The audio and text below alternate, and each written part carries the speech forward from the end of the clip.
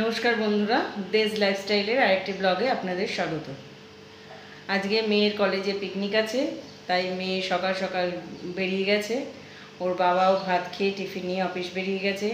আমারও স্নান সেরে পুজো টুজো দেওয়া হয়ে গেছে। এবারে আমি রান্নায় বসবো। চলুন কি রান্না করা যায় দেখা যাক।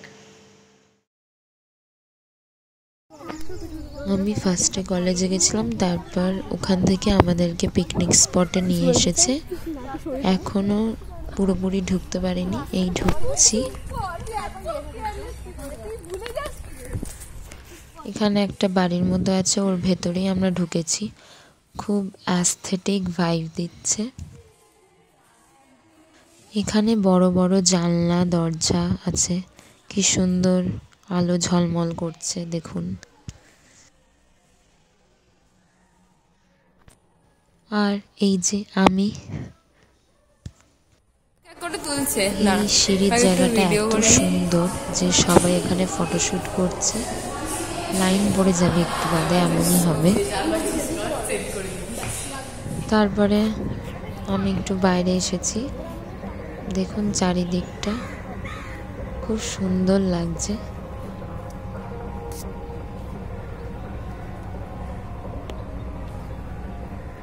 এবারে চলে এলাম গঙ্গায়।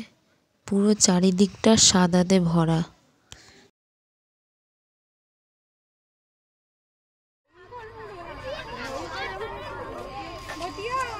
দেন আমাদের ব্রেকফাস্ট দিয়ে দিয়েছে কড়াইশুঁটির কচুরি আর কাশ্মীরি আলুর দম। পিকনিকের স্পেশাল ধামাকা হলো ডিজে। কেউ আর নিজেকে কন্ট্রোল করতে না পেরে সব নাচতে শুরু করে দিয়েছে।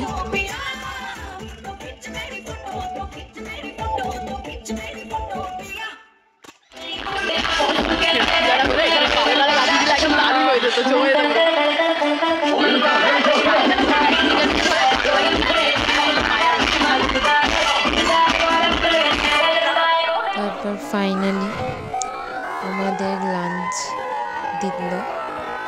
এখানে ভাত, ডাল, মাছের মাথা দিয়ে বাঁধাকপির তরকারি, মাংস, ঝুরঝুরে আলু ভাজা, তার সঙ্গে সালাড, আরও ছিল চাটনি, পাঁপড় আর রসগোল্লা, যেটা আমি ভিডিও করতে পারিনি কারণ ওটা আমি পরে আনতে গেছিলাম। তাই দাবার শেষ হয়ে এবারে আমরা ফাইনালি বেরোবো। সব এখানে ঠিকঠাক রেডি হচ্ছে। করেছি ঘরের চালে ডালে খিচুড়ি। অনেক দিন ধরেই খেতে ইচ্ছা করছিল, যদিও একটু গরমের আভাস পড়ে গেছে, তাও ইচ্ছে হলো, তাই একটু ঘরের চালে ডালে খিচুড়ি করেছি।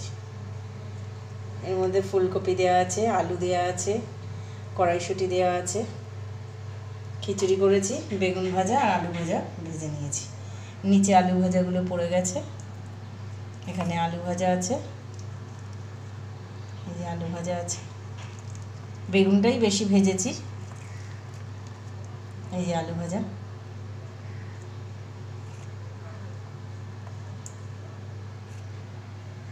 বেগুন ভাজা আর আলু ভাজা ভেজে নিয়েছি আর খিচুড়ি করেছি।